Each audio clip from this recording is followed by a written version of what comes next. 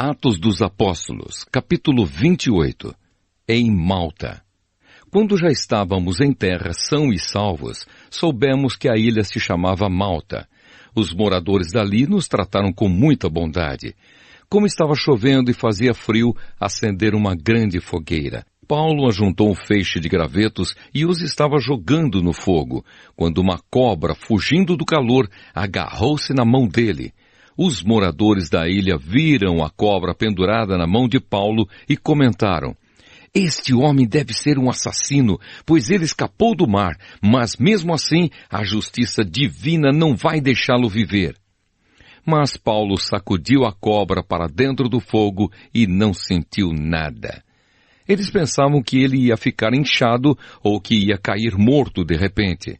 Porém, depois de esperar bastante tempo, vendo que não acontecia nada, mudaram de ideia e começaram a dizer que ele era um deus.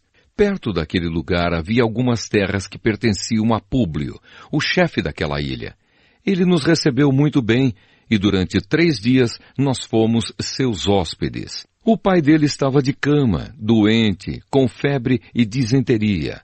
Paulo entrou no quarto, fez uma oração, pôs as mãos sobre ele e o curou. Depois disso, os outros doentes da ilha vieram e também foram curados. Eles mostraram muito respeito por nós, e quando embarcamos, puseram no navio tudo o que precisávamos para a viagem. De Malta para Roma. Depois de ficarmos 3 meses na ilha, embarcamos no navio da cidade de Alexandria, que tinha na proa a figura dos deuses gêmeos Castor e Polos. O navio tinha passado o inverno na ilha. Nós chegamos à cidade de Siracusa, onde ficamos 3 dias.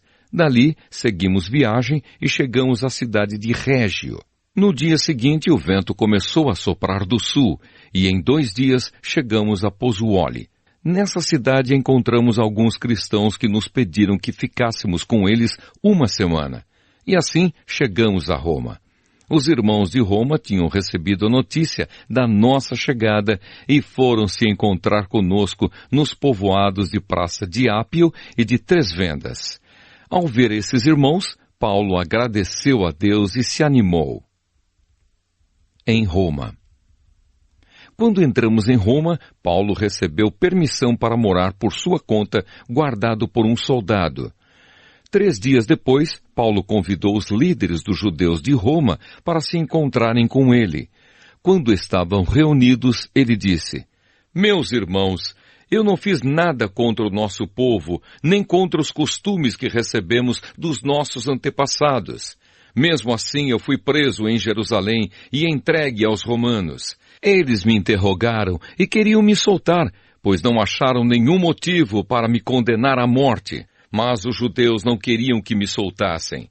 Por isso, fui obrigado a pedir para ser julgado pelo imperador, embora eu não tenha nenhuma acusação para fazer contra o meu próprio povo. Foi por esse motivo que pedi para ver vocês e conversarmos. Estou preso com estas correntes de ferro por causa daquele que o povo de Israel espera." Então eles disseram: "Nós não recebemos nenhuma carta da Judéia a seu respeito. Também nenhum dos nossos irmãos veio de lá com qualquer notícia ou para falar mal de você.